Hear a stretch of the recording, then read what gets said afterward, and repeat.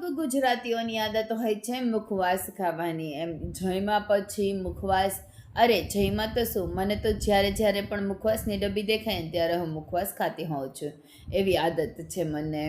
તો આજે આપણે દિવાળી આવી જ રહી છે, તો સ્પેશિયલ એકદમ સરસ મુખવાસ બનતા હોય તો ચાલો મુખવાસ બનાવીએ. એના માટે મેં અહીંયા 2 લીંબુનો રસ લઈ લીધેલો છે અને 1 ચમચી નમક લઈ લીધેલું છે અને અડધી પોણી ચમચી જેટલું હળદર પાવડર, જેનાથી કલર બહુ સરસ આવશે. અને જરૂરિયાત પ્રમાણે તમારે પાણી ઉમેરી દેવાનું. તમારે જેટલો મુખવાસ બનાવવાનો હોય ને એ મુજબ તમારે અહીંયા પાણી ઉમેરવાનું છે અને બધું બરાબર રીતે મિક્સ કરી દેવાનું છે. જોઈ શકો છો આ રીતે મુખવાસ બનાવો ને તો એકદમ ચટપટો એવો મુખવાસ બની અને તૈયાર થશે. ખાલી નમક હળદરવાળા પાણીથી બનાવશો ને તો એનો ટેસ્ટ જરા પણ નહીં સારો આવે. ત્યાર પછી 1 વાટકો તલ લઈ લીધેલા છે, માપથી 250 ગ્રામ જેટલા તલ હશે એ રીતે સફેદ તલ આવે ને એ લઈ લીધેલા છે. એમાં આપણે અહીંયા હળદરવાળો જે ઘોળ બનાવ્યો છે ને એ ઉમેરી દેવાનો છે. કેટલું ઉમેરવાનું છે તો કે એકદમ સરસ રીતે તમારે અહીંયા ઉમેરવાનું છે. મેં અહીંયા 6 થી 7 ચમચી જેટલો ઘોળ ઉમેરી દીધેલો છે અને બધું બરાબર રીતે મિક્સ કરી દેવાનું છે. અને કેટલું મિક્સ કરવાનું છે, કેટલી વ્યવસ્થિત રીતે કે આખા તલ છે એ એકદમ ભીના થઈ જવા જોઈએ. વ્યવસ્થિત રીતે ભીના કરશો ને તો એ તલ થોડી વાર રહે અને એકદમ સરસ ફૂલી જશે અને ત્યાર પછી શેકતી વખતે એકદમ સરસ ફૂટશે અને એકદમ સરસ શેકાય. એટલા માટે તમારે આ રીતે પલાળવાના છે. ત્યાર પછી આપણે વલિયારી લઈ લઈશું. તમે જોઈ શકો છો મેં 1 વાટકો વલિયારી લઈ લીધેલી છે અને એમાં પણ આપણે આ ઘોળ ઉમેરી દેવાનું છે. બધા જે વસ્તુઓ તમે લો ને એ બધી વસ્તુઓમાં આપણે જે મિશ્રણ બનાવીને તૈયાર રાખ્યું છે એ મિશ્રણથી કોટ કરી લેવાનું છે એકદમ સરસ રીતે. તમે જોઈ શકો છો વલિયારી પણ મેં એકદમ સરસ ભીની કરી દીધેલી છે. આ રીતે તમારે ભેંજવાનું છે. ત્યાર પછી અળસી લઈ લીધેલી છે અને કાળા તલ લીધેલા છે. કાળા તલ પણ સ્વાસ્થ્ય માટે ખૂબ જ સારા, તો તમે એનો ઉપયોગ પણ કરી શકો છો. અને અજમા લઈ દીધેલા છે. તમે આ રીતે તમને જે વસ્તુઓ ફાવે ને એ બધી વસ્તુઓ ઉમેરી શકો છો. અને જો તમને અમુક વસ્તુઓ ન ગમે તો તમે એ વસ્તુઓને સ્કીપ પણ કરી શકો છો. તમે આમાં અજમા છે, વલિયારી છે, સુવાદાણા છે, એ બધી વસ્તુઓ ઉમેરી શકો. સ્વાસ્થ્ય માટે જે વસ્તુ સારી હોય ને એ બધી તમે આમાં ઉમેરી શકો છો. અને બધા લોકો જેમાં પછી લગભગ મુખવાસ ખાતા જ હોય. તો આ રીતે તમે મુખવાસ બનાવીને રાખશો ને તો મહેમાન પણ ખુશ થઈ જશે અને સ્વાસ્થ્ય માટે તો સારો છે જ તે. તો આપણે હવે મુખવાસ સુકાવી લીધો છે અને સુકાવ્યા પછી શેકવાનો હોય છે. તમે જોઈ શકો ક્યાં સુધી સૂકવવાનો, પંખા નીચે જ સૂકવવાનો છે.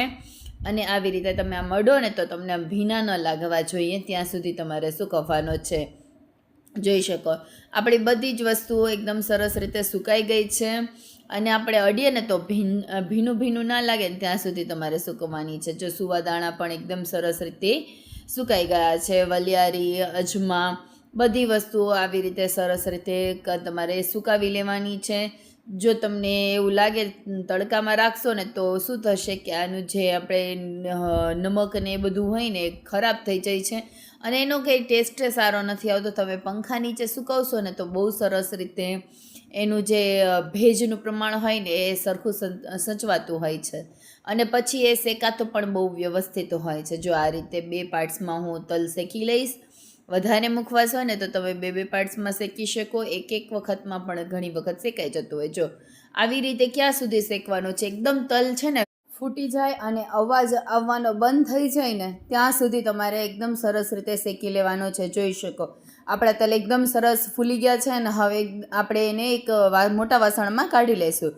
અને આ જ રીતે તમારે બીજી બધી વસ્તુઓ શેકવાની છે. આપણે અત્યારે વલિયારી શેકી લઈશું.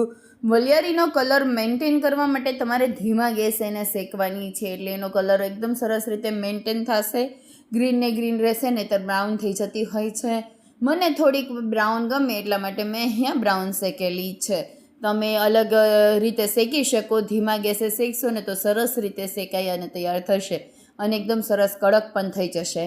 તો આ રીતે તમારે બધી જ વસ્તુઓ શેકીને તૈયાર કરવાની છે. શેકવામાં ખાસ ધ્યાન રાખવાનું છે, જરા પણ ભેજનો ભાગ ન રહે એ ખાસ ધ્યાન રાખી અને તમારે વસ્તુઓ શેકવાની રહેશે.